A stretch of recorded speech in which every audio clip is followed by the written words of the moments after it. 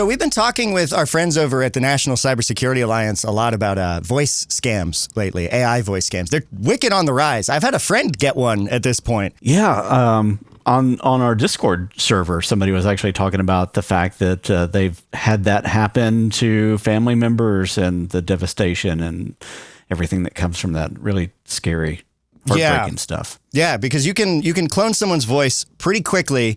And it's not always the most convincing clone, but it doesn't really matter because if you like pipe it through a phone and you have a lot of noise in the background, you can really make a fairly convincing like loved one being kidnapped or that kind of thing. We've talked about that on the show a bit. Yeah. But Perry, you put together a really cool video showing AI voice-to-voice capabilities. For the people listening to the podcast, you'll still get pretty much the full effect of it, but I would look this clip up on YouTube to watch Perry's face while all of these different voices are coming out of him. It's pretty eerie what you put together. Yeah, so, and I'm showing this in the editor so you can see the sound beds and everything that come in, and I'll kind of go through some of the layers. But this was me just reading a script that I'd prepared. This is a really rough cut just as a proof of concept for what I was wanting to get across.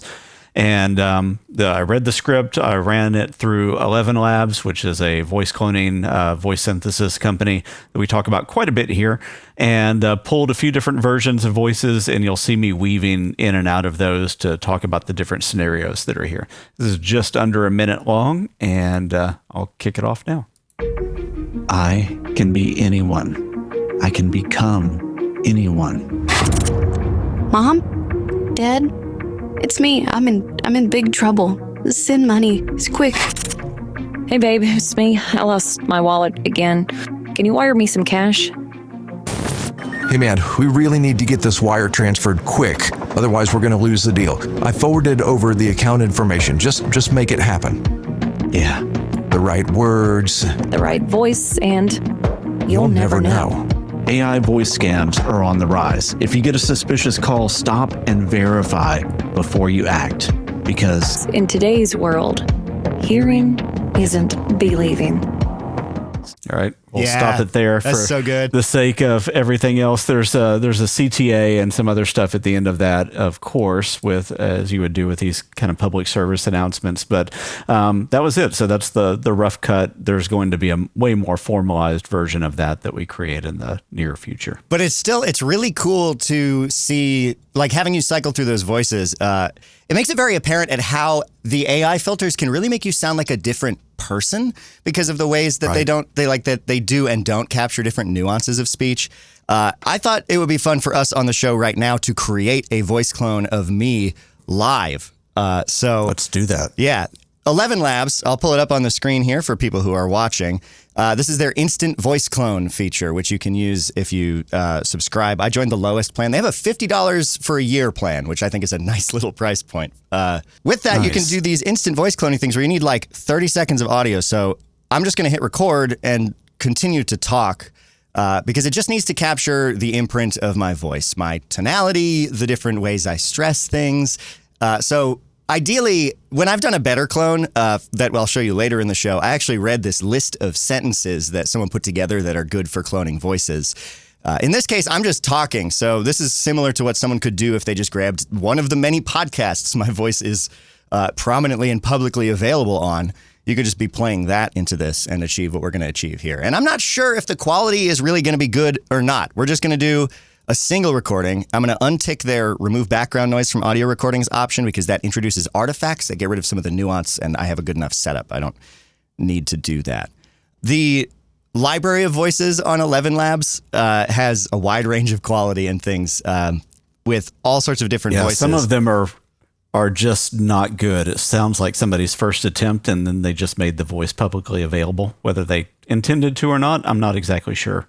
All of that, but some of them are like way low. You can barely hear them, and some of them are people that are mumbling. But hey, I guess a good variety is really important too. Some of them putting together something like as part of a production. Yeah, some of them have like a lot of background noise or a bad mic, and like that could be not ideal. But I won't go too deep into this. But I've specifically opted for a voice in something I made recently where I went for a lower quality one because it fit the scene. But here in this case, this is it spit out my clone already. I'll just spit the preview sentence it gives you, which is always worst quality. of kind of what you get out of these, but let's hear what it's done. The mirror of life reflects your true self. Yeah, okay. So it comes up with a random phrase. That doesn't super sound like me. You sound like a voiceover on like a TikTok video. Yeah, for real. So that little preview isn't very good, but if we take that into 11 Labs text-to-speech generation proper, we can do things like ramp up the style exaggeration to make it more expressive, which fits me and the way I speak because I tend to vary my spoken energy a lot. We'll take the similarity and stability down, which are parameters that control how closely it follows the text, and then how similar each successive regeneration will be. And we'll up the speed a bit because I find the regular speed is not that impressive. It's a little slower than normal speech. Right. But here it is. Here's the little script I wrote using my voice. Hey guys, this is Mason Amadeus from the FAIK Files podcast. I was wondering if you wouldn't mind sending me all of your cryptocurrency. I love this stuff. Can't get enough of it. Yum, yum, yum. Love me some crypto. That's so interesting. It doesn't really sound like there was like a little chunk that sounded pretty much like you, but almost everything else felt pitched up a little bit. It did. But sometimes, and you taught me this, you just hit regenerate to get a better result. Hey guys, this is Mason Amadeus from the FAIK Files podcast. I was wondering if you wouldn't mind sending me all of your cryptocurrency. I love this stuff. Can't get enough of it. Yum, yum, yum. Love me some crypto. It sounds really sarcastic and very not genuine. Yeah. It still doesn't really sound like, if I heard that, I wouldn't think that's Mason. Yeah, not really. I could imagine, though, if you fed this through a phone and, if you made the script a little bit more, believable and applicable to whatever you're trying to do. Take the speed down to its normal speed and turn the exaggeration down just a little bit. Let's take that down. And try one more time. Yeah. So this is with style exaggeration at 65%, and we'll take the speed back down to 1 and regenerate. Hey guys, this is Mason Amadeus from the FAIK Files podcast. I was wondering if you wouldn't mind sending me all of your cryptocurrency. I love this stuff. Can't get enough of it. Yum, yum, yum. Love me some crypto. It really wants to run the words together. I think because I was doing my radio cadence, fill the silence kind of talking. Yeah. It really picked up on that. But that was with 30 seconds of audio, very little effort in real time. So imagine what you can do if you spend some time on this, like a little bit. And we'll actually get into that later in the show. There are good and bad uses for this. From a technology standpoint, it's impressive. And I do want to say, I guess just to close out the segment in our last minute here, I really enjoy what 11 Labs has to offer. And I think that I'm going to list my voice in their library of voices because not this clone. This clone is bad, but you can do a higher quality clone and then have it listed in their voice library. And you can actually get paid when people use your AI voice to do something. And I have, as a voice actor, I've done a lot of voice acting, and I've had my voice on a lot of things, and I felt weird at first thinking about doing this, but I've kind of come around to thinking it's just cool.